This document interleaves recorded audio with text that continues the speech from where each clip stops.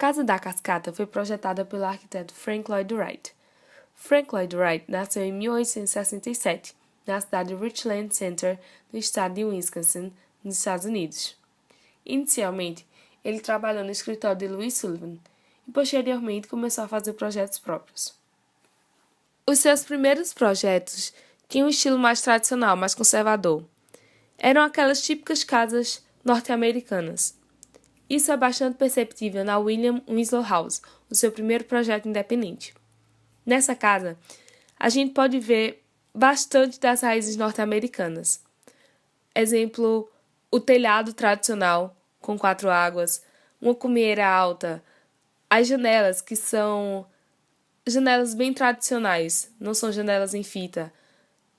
E também podemos perceber essa tradicionalidade na planta baixa da casa, onde os ambientes são bem definidos e bem delimitados por paredes. Bom, posteriormente, Frank Lloyd Wright muda seu estilo para o Pre-Style. E o que seria o Pre-Style? Pre-Style, ou estilo pradaria, é um estilo de Frank Lloyd Wright que busca as raízes indígenas, que é inspirado pelo oeste americano. O nome estilo pradaria vem de um bioma. Pradaria é um bioma composto por planícies que não possuem ou raramente possuem árvores ou vegetações verticais. Ou seja, essas paisagens eram bem amplas, eram campos abertos. E Frank Lloyd Wright se inspirou nisso e começou a criar e projetar casas mais horizontais. Outras características deste estilo são a busca pela harmonia entre o lugar e a edificação, a ligação do homem com a natureza, a caixa que nós víamos na Winslow House, por exemplo, a gente não vai ver mais no Pre-Style, que é aquela casa com único volume. A gente vai ver agora casas mais horizontais, com mais dinamicidade. A circulação também nesse Pre-Style é bem definida. E o uso da lareira como algo central. Como sabemos, a lareira é algo muito importante na concepção dos norte-americanos, por questões climáticas e sociais, de certa forma. Então, a lareira era posta no centro da casa e o resto da casa se dava em volta da lareira.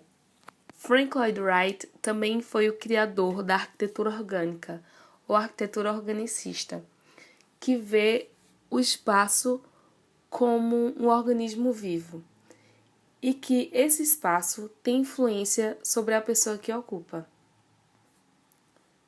Algumas das características dessa arquitetura seria a eliminação da ideia de casa como um único volume, como uma caixa. Seria a relação do edifício, da casa com o entorno onde ela está inserida. E essa relação e essa arquitetura a gente vê na Casa da Cascata.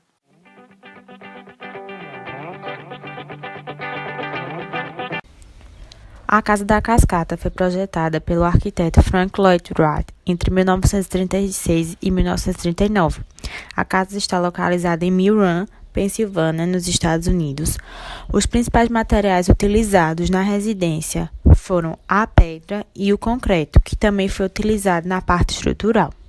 O cliente se chamava Edgar Kaufman e os engenheiros que auxiliaram Frank Lloyd Wright na execução e projeto da residência se chamavam Mendel Glickman e William Wesley. A Casa da Cascata foi concebida a partir da sua integração ao curso d'água que passa pela propriedade. Frank Lloyd Wright a imaginou para que os futuros moradores sempre sentissem a força com que cai e passa o riacho, não visualmente, mas através do som que se produz percorrendo toda a casa. A Casa da Cascata é formada por duas partes. A casa principal dos clientes, construída entre 1936 e 1938, e o quarto de hóspedes, finalizado em 1939. A casa original contém ambientes simples, proporcionados pelo arquiteto. Uma sala de estar ampla com uma cozinha compacta no nível térreo e uma enorme suíte principal no segundo andar. O terceiro nível era o lugar de estudo e dormitório do filho do cliente, o Sr. Kaufman. Logo acima da costa, fica uma pequena piscina de 6 pés de profundidade, continuamente alimentada por água natural, a qual depois flui para o riacho abaixo. Através de um truque visual comparando as paredes da piscina com a paisagem mais além, a piscina parece não ter nível, embora de fato tenha. Todos os recintos da casa se relacionam com o entorno natural. A sala de estar, inclusive, apresenta uma escada que conduz diretamente ao riacho.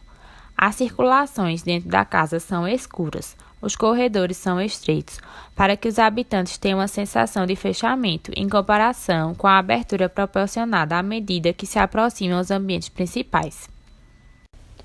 Um detalhe muito curioso da estrutura é o pé direito muito baixo, uma inovação para a época e até hoje muito comentada. Em certos locais é possível tocar o teto.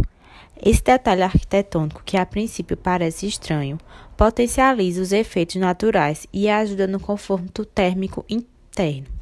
Nos dias quentes de verão, a circulação de ar cruzada refresca os ambientes e nos dias frios, o calor da casa é mantido com mais eficiência. Outro fator de destaque é que com os tetos mais baixos, a reverberação do som que vem da cascata aumenta bastante, nos relembrando a todo momento onde a casa está. Janelas panorâmicas e mobiliário totalmente incorporado às paredes.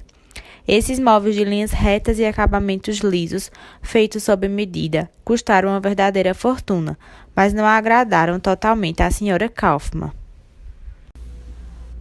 Wright resolveu o desenho da casa ao redor da chaminé, que foi considerado o lugar de reunião da família.